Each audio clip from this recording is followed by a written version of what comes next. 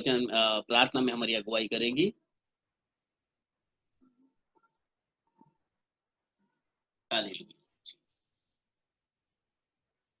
Praise Jesus, hallelujah Jesus, hallelujah hallelujah. प्रभु hallelujah. यीशु मसीह आपके नाम को धन्यवाद देते हैं यीशु मसीह की इस समय तक संभाला यीशु मसीह, और हर एक संकट से मुसीबत से बचाया, इसलिए धन्यवाद यीशु मसीह। और अपने आशीष भरा हाथ हम सभी पे अब तक बनाए रखा, इसलिए धन्यवाद यीशु मसीह। और एक नया दिन दिखाने के लिए आपका शुक्रिया अदा करते हैं यीशु मसीह कि अब तक हम सभी को आपका वचन सुनने के लिए आपने रखा है यीशु मसीह। और आगे आज हम जो भी वचन सुनते हैं यीशु मसीह, आप हमें आशीषित कीजिए यीशु मसीह, और यीशु मसीह हम उस वचन पर चल सके ऐसा आप कीजिए यीशु मसीह। यीशु मसीह आगे का हम पूरा समय में हम आपके हाथ में सौंपते यीशु मसीह।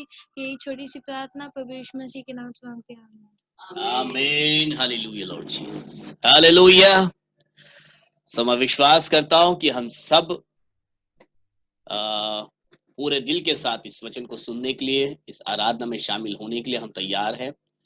सो आइए अपनी बाइबल को हम निकालेंगे और उसी विषय को हम खंगालेंगे फिर से एक बार, जिस विषय पर हम कुछ दिनों से बातें कर रहे हैं। और मैं विश्वास करता हूँ यह हमारे लिए उन्नति का कारण बन रहा होगा, क्योंकि कम से कम मेरे लिए तो बन रहा है कि जैसे जैसे मैं इस वचन में आगे बढ़ रहा हूँ, ये मुझे काफी आनंद दे रहा है। और मेरे अंदर जो है एक दृढ़ता को मैं अनुभव कर सकता हूँ कि हाँ, इन वचनों के द्वारा मैं प्रभु की आवाज को सुन पा रहा हूँ, प्रभु की मर्जी को जान पा रहा हूँ कि प्रभु हमसे क्या कहना चाहते हैं।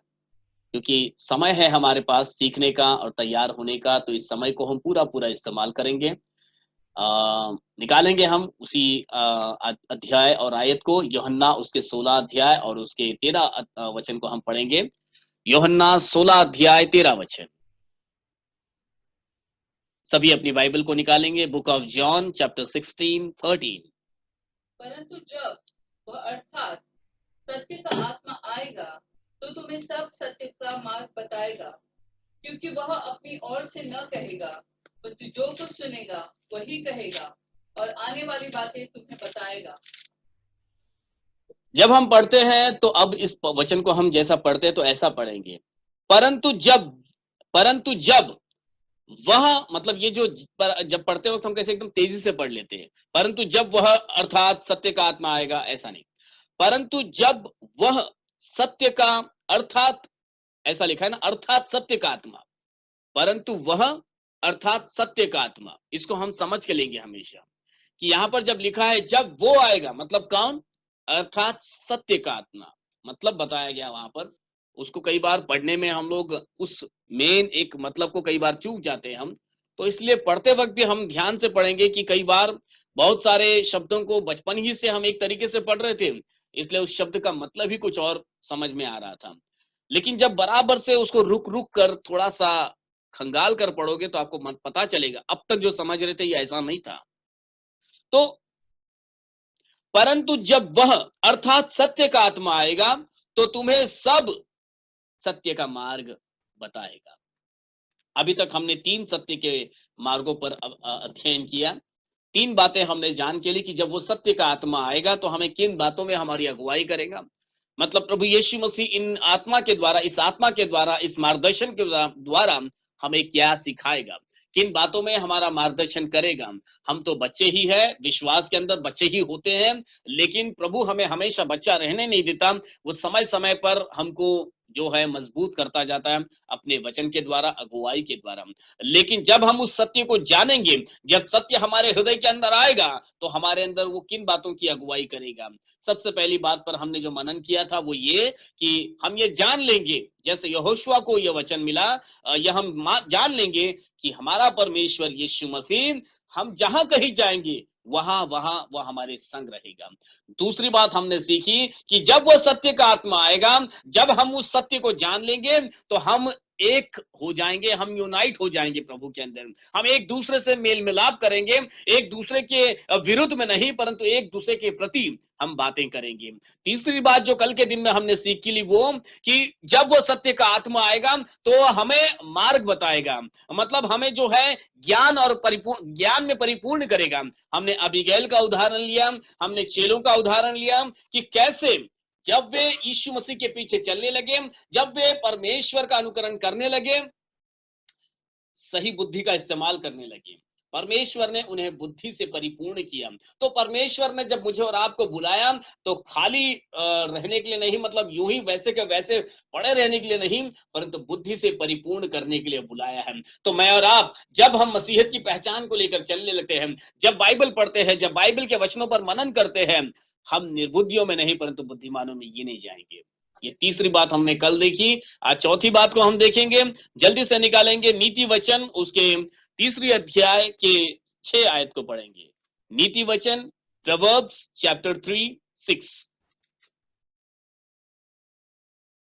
उसी को स्मरण करके सब काम करना, तब वह तेरे लिए सीधा मार्ग निकालेगा। और यहां पर लिखा है तब वह तेरे लिए सीधा मार्ग निकालेगा। सबसे पहले तो हम ये जान लेंगे कि परमेश्वर हमारे साथ है। दूसरा, हम एक हो जाएंगे, एकता का मन हमारे अंदर आएगा। तीसरा, हम बुद्धि और ज्ञान को प्राप्त करेंगे। अब चौथी बात है, वह हमारे लिए मार्ग बनाएगा।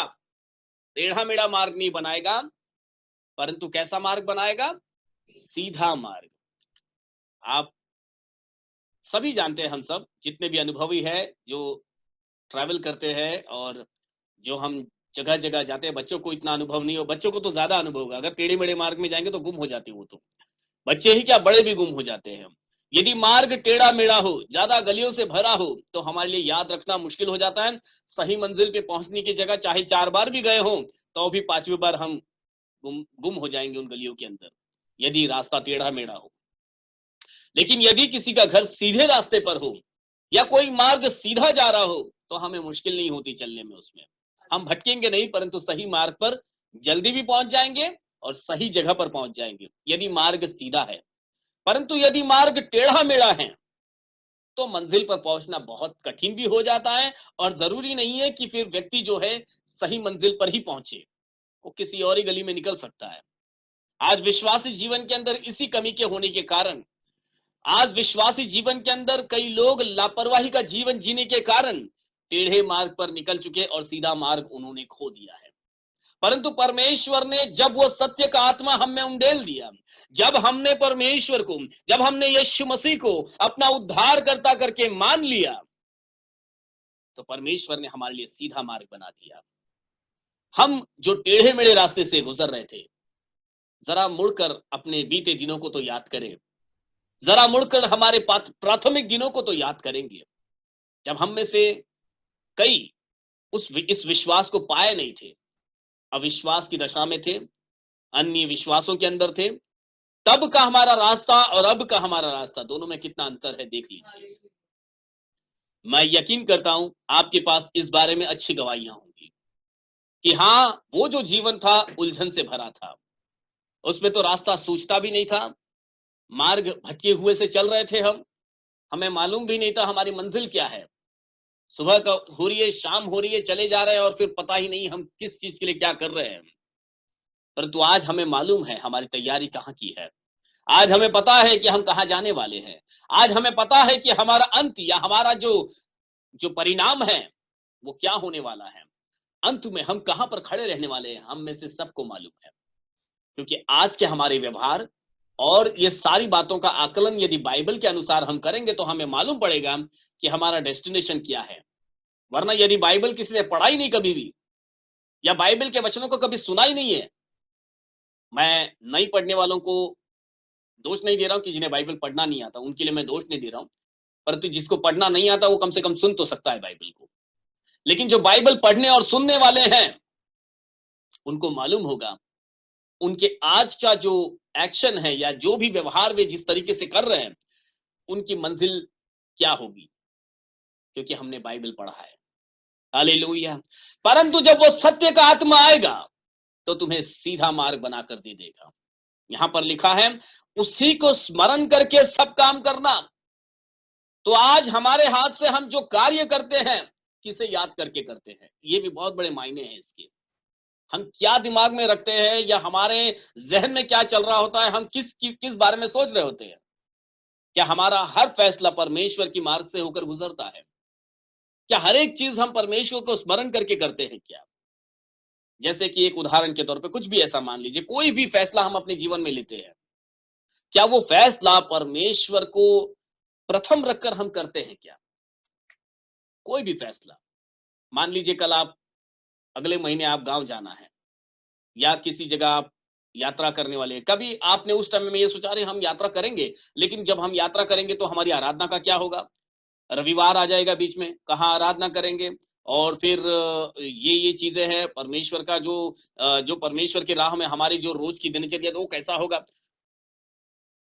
क्या हम परमेश्वर को प्रथम रख के कोई फैसला करते हैं?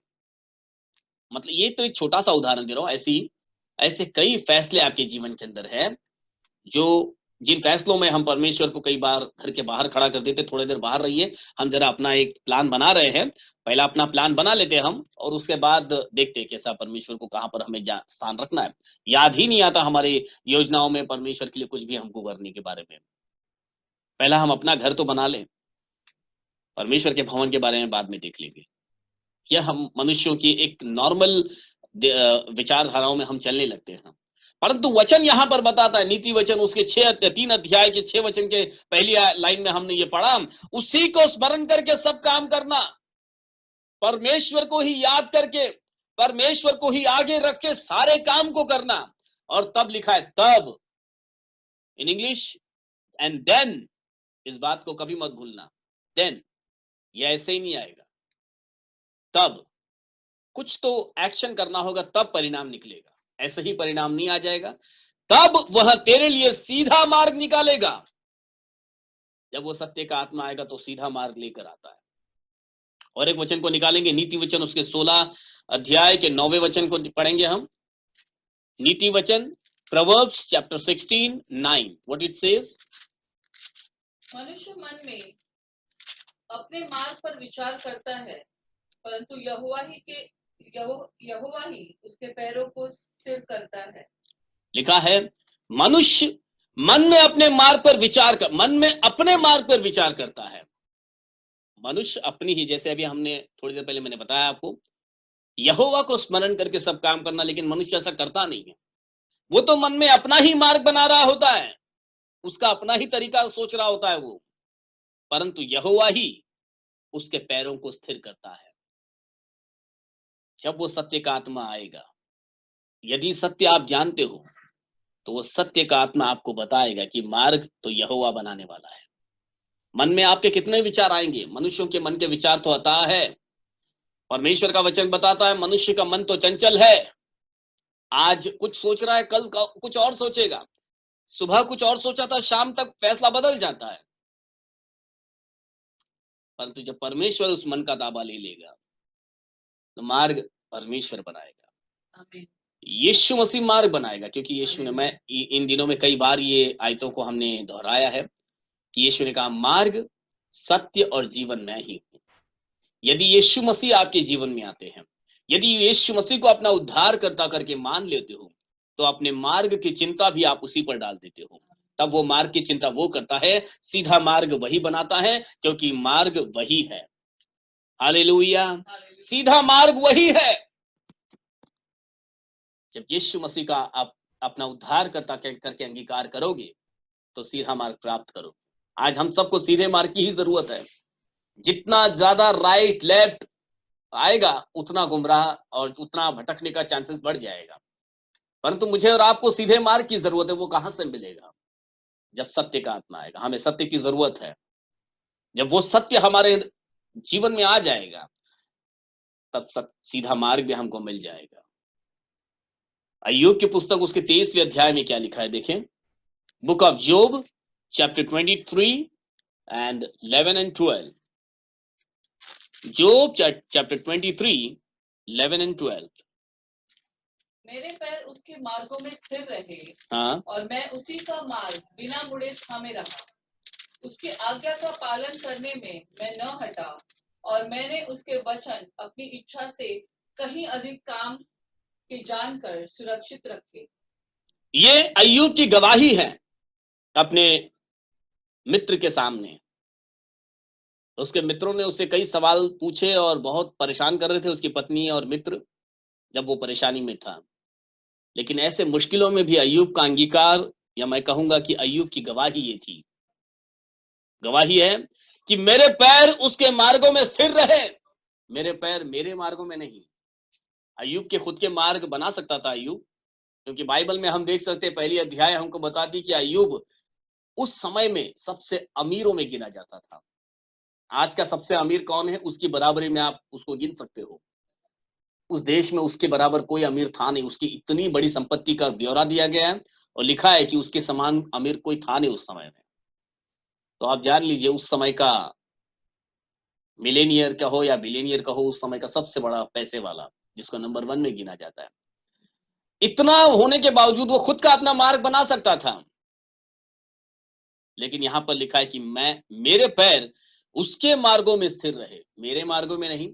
हमने अपने मार्गों में अपने रास्ते बनाए होते हैं, अपना ही मार्ग बनाया होता है, लेकिन अय्यूब कहता है मेरे पैर उसके मार्गों में स्थिर रहे और मैं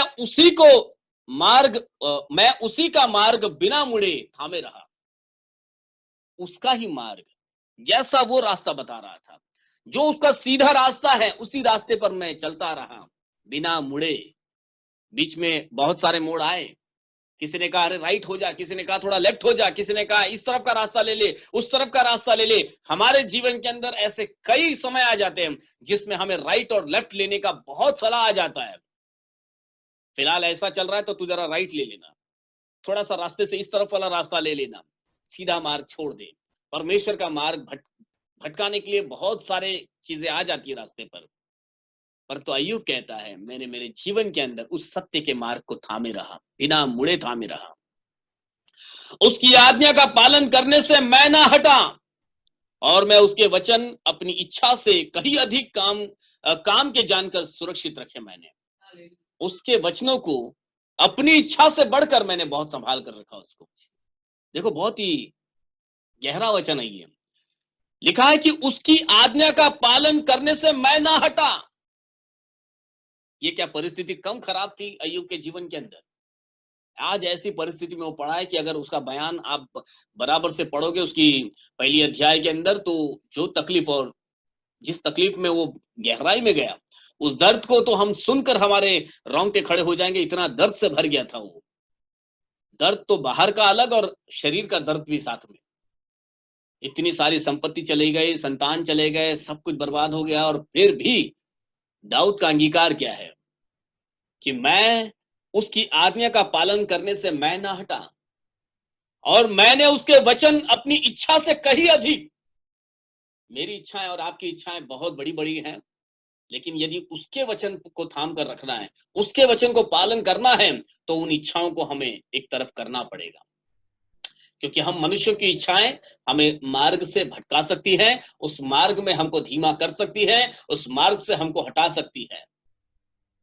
और इसीलिए अय्यूब का यह अंगीकार बहुत मायने रखता है कि उसके वचन कि और मैंने उसके वचन अपनी इच्छा से कहीं अधिक काम के जानकर उसको सुरक्षित रखे हैं। आज आप जो वचन सुन रहे हैं, इनको सुरक्षित रखने का समय है ये, क्योंकि वचन तो शैतान चुरा लेता है, शैतान तो वचन चुरा लेता है। तो चाहिए कि इन वचनों का जतन अपने हृदय के अंदर हम करें। अय्यूब कहता है हमारी इच्छाएं, मेरी इच्छाओं से बढ़कर मैंने परमेश्वर के वचन को थाम कर रखा, परमेश्वर के वचन को अपने दिमाग से, अपने जहन से निकलने नहीं दिया। क्योंकि आज समय ऐसा है, मतलब इस महामारी के समय की बात नहीं कर रहा हूं मैं, एक ऐसा क्या बोलते हैं चकाचौंध भरा समय, चारों तरफ रोशनी, बहुत सारे चॉइसेस बढ़ गए हैं, बहुत सारे जो है आपके पास आपको चॉइस है कि आपको क्या करना है, तो वचन पर ध्यान नहीं लगेगा। लेकिन अय्यूब कहता है मेरी सारी अभिलाषाएं एक तरफ, परमेश्वर का वचन एक तरफ है। मुझे परमेश्वर का वचन थामना मेरी इच्छाओं से बढ़कर अधिक जान पड़ता है। मेरी इच्छाएं कितनी भी बड़ी हों, परंतु परमेश्वर के वचन उन सारी इच्छाओं से ऊपर है। हालेलुया। जब वो सत्य का आत्मा आएगा, जब वो सत्य का आत्मा आएगा, तो आपको परमेश्वर का मार्ग, आपके जीवन के अंदर परमेश्वर का मार्ग सीधा कर देगा। वो आपको जो है उस आपको वो मार्गदर्शन मिलेगा कि जिसमें आप भटकोगे नहीं, परंतु चाहिए कि उन वचनों को थामे रहें, उन वचनों पर चले। यिर्मयाह कहता है, एक वचन निकालेंगे, यिर्मयाह की पुस्तक उसके 10वें अध्याय के 23वें वचन को पढ़ेंगे। बुक ऑफ यिर्मयाह चैप्टर 10:23।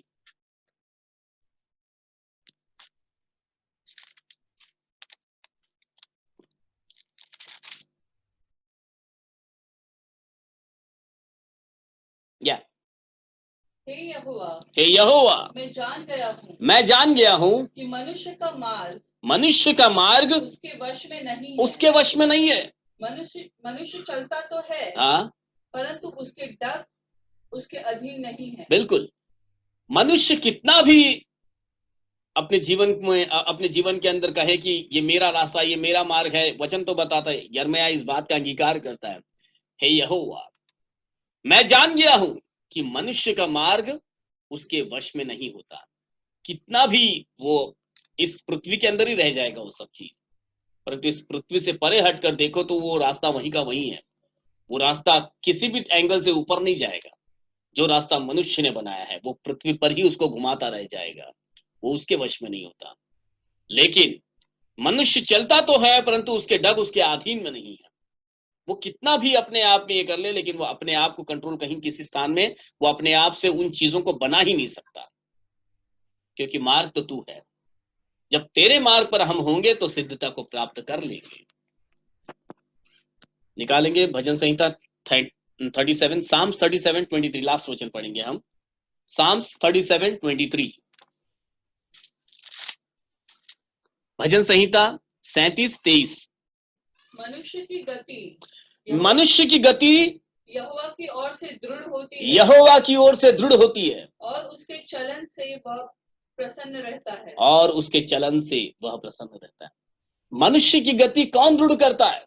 मनुष्य के मार्ग को कौन सीधा करता है?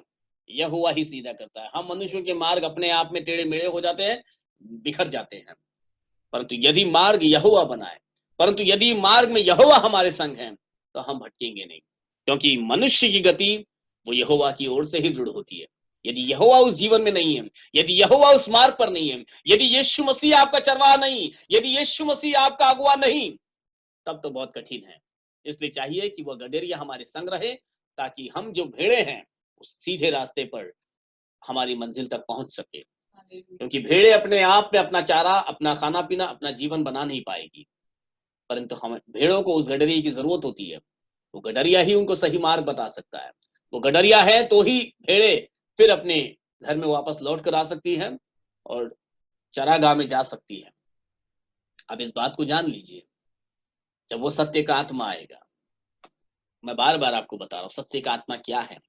जब वचन आपके जीवन के अंदर अधिकाई से बस जाएंगे, जब यीशु मसीह आपके हृदय के अंदर बस जाएंगे, जब यीशु मसीह आपके दिलो जहन के अंदर आ जाएंगे, जब यीशु मसीह का आपको दर्शन हो जाएगा, जब आप यीशु मसीह को अपना उद्धारकर्ता करके मान लोगे, तब वो सत्य का आत्मा आपको इन क्षेत्रों में आपकी अगुवाई करेगा कि वो परमेश्वर जहां कहीं आप जाओगे आपके संग रहेगा, कि वो परमेश्वर आपको एक कलीसिया के रूप में एकत्रित करेगा, एक कलीसिया के रूप में यूनाइट करेगा आपको, कि वह परमेश्वर आपको ज्ञान और बुद्धि से परिपूर्ण करेगा, कि वो परमेश्वर आपका मार्ग सीधा करेगा। हालेलुया। क्या हम मनुष्यों की इन सारी बातों की जरूरत है? हाँ, हम मनुष्यों को इस सारी बातों की जरूरत है, और इनके बगैर तो हम भटक जाएंगे, इनके बगैर हम बिखर जाएंगे, इनके बगैर हम वह नहीं प्राप्त कर पाएंगे जिसके लिए मेरा और आपका चुनाव हुआ है। मैं फिर से आपको याद दिलाना चाहूंगा कि मैं और आप चुने हुए हैं। हमारा चुनाव किसी खास कारण से हुआ है। हम जान ले उस कारण को और उसी चुनाव के अनुसार अपने जीवन के अंदर दृढ़ता के साथ आगे बढ़ते रहें। प्रभु यीशु मसीह इस वचन के पढ़े जाने पर हम सबों को आशीषित करे। आइए इस आज की शाम की आराधना को समाप्ति करने के समय हमारे बीच में सिस्टर कामिनी है, वो एक छोटी सी प्रार्थना के साथ हमारी अगुवाई करेंगे, और फिर इस प्रार्थना के बाद हम आज की इस आराधना को समाप्त करेंगे।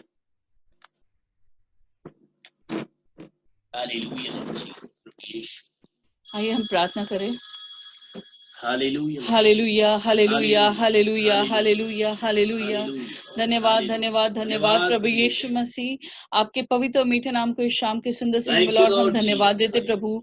ये सुंदर सा अवसर हमें आपने दिया प्रभु यीशु मसीह कि हम आपके चरणों में बैठ सके प्रभु यीशु मसीह, आपकी स्तुति आराधना कर सके प्रभु यीशु मसीह, और प्रभु आपके नाम को ऊंचा उठा सके, क्योंकि आपने हम मनुष्य को इसीलिए बनाया है प्रभु यीशु मसीह कि हम निरंतर आपकी स्तुति करते रहे प्रभु यीशु मसीह, क्योंकि और कोई स्तुति के योग्य नहीं है प्रभु यीशु मसीह। प्रभु आपका नाम ही प्रभु यीशु मसीह हमारे जीवन में शांति और सुकून लेकर आता है लॉर्ड। प्रभु हम धन्यवाद देते प्रभु यीशु मसीह आपके हर एक उपकारों के लिए प्रभु, जो आपने हमारे जीवन पर किए हैं प्रभु यीशु मसीह। प्रभु हम धन्यवाद देते कि इस दिन तक प्रभु आपने हमें जीवित रखा लॉर्ड, अपनी सांसें हमारे नथनों में फूकी रखी लॉर्ड, और प्रभु हमें ये सुंदर सा दिन दिया प्रभु यीशु मसीह। प्रभु इस महामारी के समय में प्रभु यीशु मसीह आप हमारी रक्षा करते हो लॉर्ड, हमें हर एक प्रभु यीशु मसीह वायरस से और बीमारी से आप बचा कर रखते हो लॉर्ड। इसके लिए हम आपको तहे दिल से धन्यवाद देते हैं प्रभु यीशु मसीह, क्योंकि प्रभु मनुष्य अपने वायदों को भूल जाता है लॉर्ड, बट प्रभु आप अपने वायदों को जो आपने अपने बच्चों के साथ किए हैं लॉर्ड,